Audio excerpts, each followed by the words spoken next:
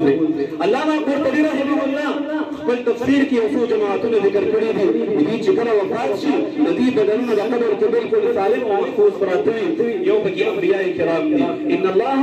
حرم على الارض ان تاكل اجساد الانبیاء پیغمبر د وفات نه پس په قبر کې بالکل سالم او محفوظ پروت وي دویم نمبر شهدا کرام دي شهدا دې د وفات نه پس په خپل قبرونو کې بالکل سالم او محفوظ پراته وي او دریم نمبر حافظان دي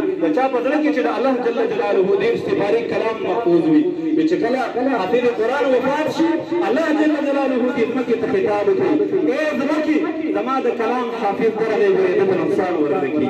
هغه جواب درنه کما جواب باندې زما د کلام تلاوت شوی دی کوم سترګو باندې زما د کلام دیدار شوی دی کوم لاسونو چې زما د کلام سره تعلق راغلی دی کوم بدن چې زما د کلام لپاره ستړي برداشت کړي دي تکالیف لوږې او تندې برداشت کړي دي دغه بدن ته نقصان ونه رسوي زموږ ورته څه جواب ورکوي الله چې ستا د کلام حفیظ دی زه